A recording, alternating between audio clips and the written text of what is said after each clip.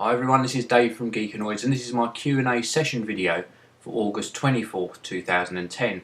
And in this video I'm going to be answering some questions that you, the viewers, left on my 10th of August video. So let's kick things off with a question from Marcus Brownlee, and he asks, quick question about graphics cards. How can you tell if a graphics card will fit in the case you have before buying it? Is there some sort of standard, like motherboards have ATX, micro ATX, etc.? Well, unfortunately there's not, and I have experienced this problem before. It's not so much that Marcus is asking if a motherboard is compatible with a particular graphics card. He's more asking the actual size, the physical dimensions of a graphics card, and there is no standard. So the only thing you can do is actually check on the manufacturer's website and get the dimensions of the graphics card, then check on the case manufacturer's website, and it should somewhere give the specifications for the maximum graphics card size that it will accept. So that's the only way at present. I have found it tricky sometimes finding out this information. If you're ever unsure, then pop an email to the case manufacturer and the graphics card manufacturer. They want you as a customer, so hopefully you'll get a response. Next question is from Jonathan Schrader. Can you do a review on the Skullcandy Hesh headphones? Well, I'm hoping to get some Skullcandies into review. I've been trying for a long time, but hopefully within the next month or so I'll get hold of a selection of their products and bring you some reviews. I am also getting some Wes C headphones which are very similar, and I'll be bringing you a review of those in the very near future. So thanks very much for that question. And then I've got a question from the Units 3. Nice vid, Dave. You keeping the 21.5-inch iMac? Will it replace your 24-inch iMac, and how's the MacBook going? Well, I did answer this in a comment, but a lot of people are asking about what's happening with my iMacs and MacBooks and why I keep changing so often. Well, I'll let you know the absolute bottom line on this. I have been purchasing a few items. Apple also loan me equipment from time to time, so they're not always my products to keep. But with the current situation, I've still got my 24-inch iMac. My 21.5-inch iMac did develop a screen fault, so I've been very unlucky with iMacs recently. The second iMac also had a lot of dead pixels, not just one, I think about 20 to 30 dead pixels, so that went back as well. So currently I'm using the 24-inch iMac still. I'm also using the Core i7 PC for video processing, and the white MacBook that I performed that SSD and memory upgrade on is currently my portable computer of choice. So that one I'm keeping, and I use that for responding to a lot of emails, social networking, etc. Great question. I hope that brings everyone up to date on what particular products I'm using to produce the videos, etc. Next question comes from Rav07. What new hardware features do you think the second gen iPad will have? Well, I think it's a foregone conclusion that the next iPad will definitely have a camera.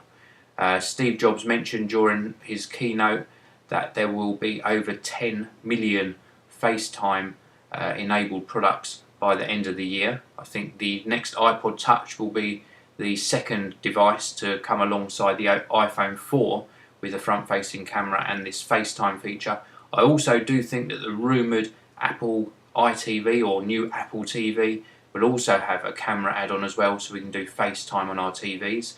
And back to Rav's question, the iPad most definitely will have a front-facing camera. I also think that Apple will be working on different size iPads as well. I think the current size one is great, although it's a little bit cumbersome to carry around. I do think that they will be working on a 5 to 7 inch iPad or tablet type device, and maybe release that around about the March-April time next year. So great question, thanks very much for that. Apple RV asks, what mobile phone do I have right now? Well, let's get it out of my pocket. You'll be seeing a review of this one soon as well. So this is my current phone. It's a Motorola Milestone XT720. It's an Android based mobile phone. That's what the screen looks like. Very nice phone. 8 megapixel camera, nice bright screen, a little bit reflective the screen, but very nice to use. Capacitive touchscreen, and that 8 megapixel camera on the back captures HD video as well. So extremely nice phone. So this is my current phone, and by the end of the month or first week of September I'll be back to using my iPhone 4 full time, because this one will be going back to Clove Technology, which was the company that loaned it to me. So again, great question. Next question comes from AVCRK. What software do you use on your iPad the most? Well, I'm going to be open with you all on this one too. Currently I do not have an iPad. I passed the one on I had to a colleague of mine, and I no longer actually have an iPad to use, so I just use the MacBook. When I did have the iPad, I think my most used application was TweetDeck, the Twitter client, and I use that a lot for keeping you guys updated with when new videos go online and just communicating with everyone. So TweetDeck was probably my most used iPad application. Next question comes from Hudspeth UK. Dave, when you do videos like this, would it be possible to increase the size of the comment view and the size of the view of myself? Unless you're watching on a full screen, the comments are unreadable and your view is really small.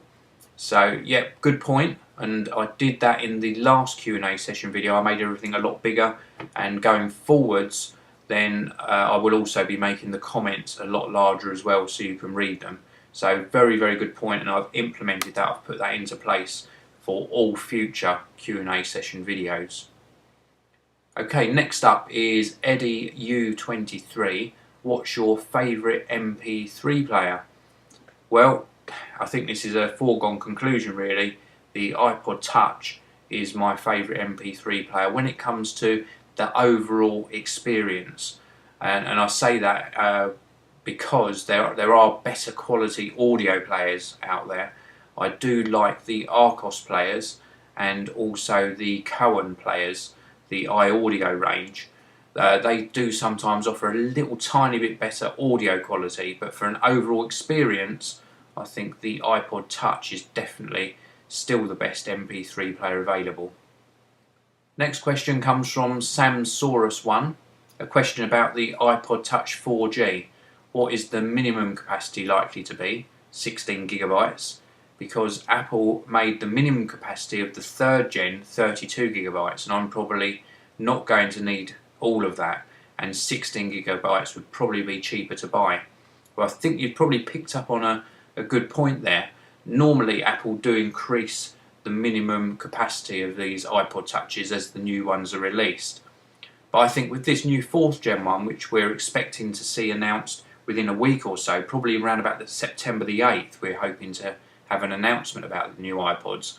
I think the new minimum capacity will go to the 16 gigabyte mark.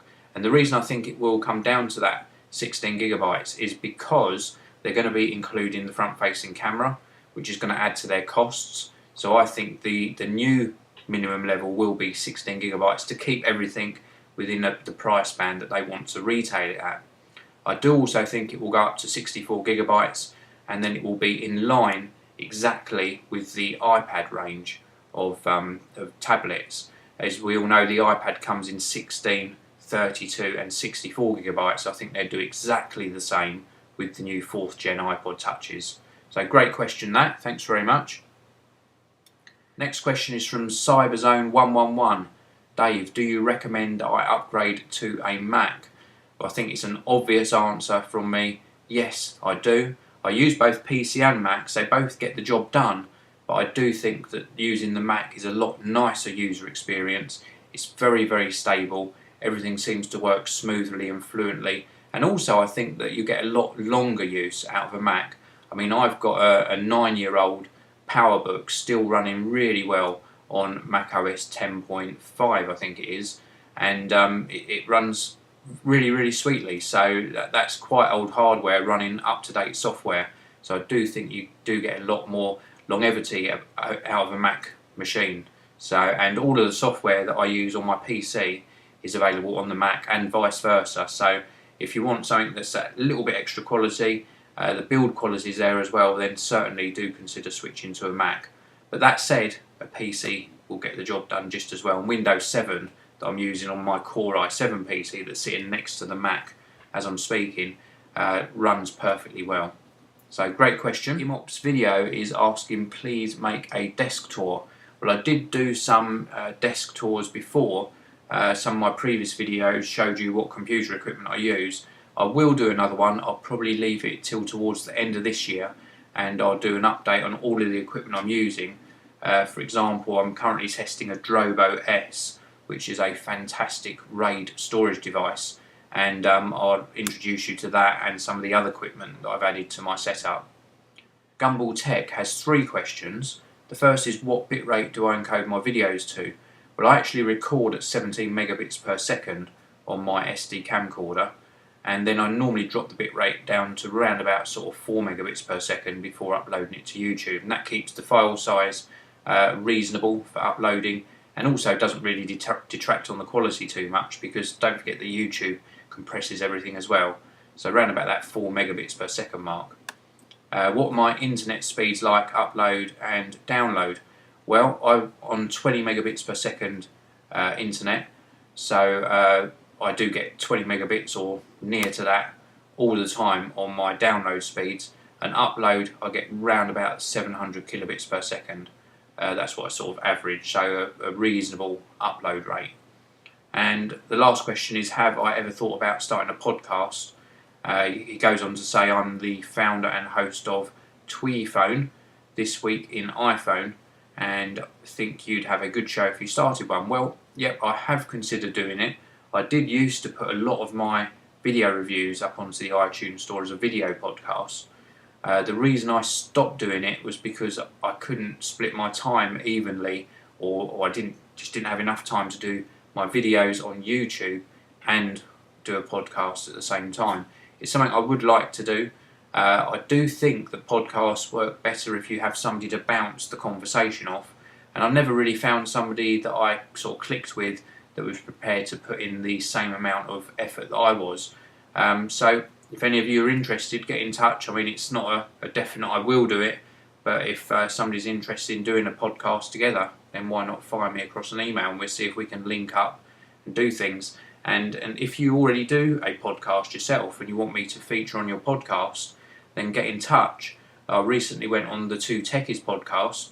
It was a lot of fun. So if any of you guys want me to come onto your podcast, then again, fire me across an email and I'll see if I can fit it into my schedule. The Darkness Piczo has a question. Looking at Google News, it says that the iPhone 5 may be released in January 2011. Are you going to get it, and what new features could they add to the already brilliant phone?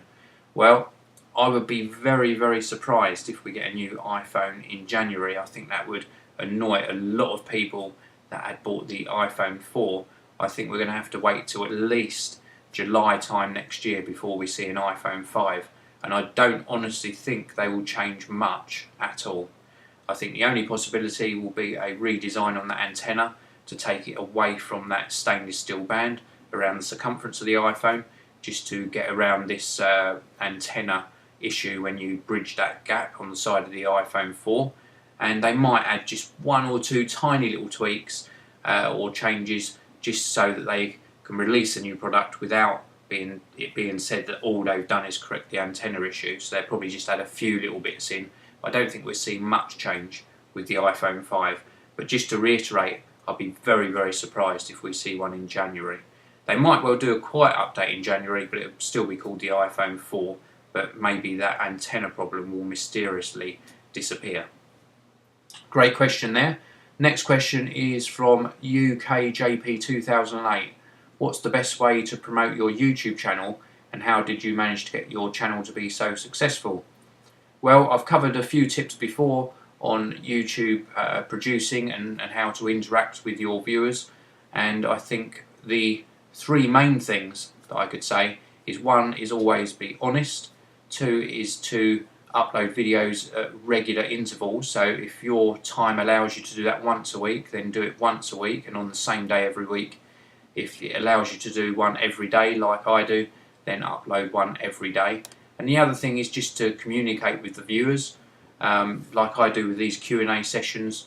Just again be honest, answer their questions as much as you can, and hopefully they will notice that you're genuine, and you'll get more subscribers and more views, and your channel will build slowly over time. So great question. Cyberzone111 has posted a couple of questions here. So I've been very busy on this particular topic because I've already answered one of Cyberzone's questions earlier on, but I'll answer these two as well. How much money and time approximately did it take to create your setup and get it all at the standard it is right now?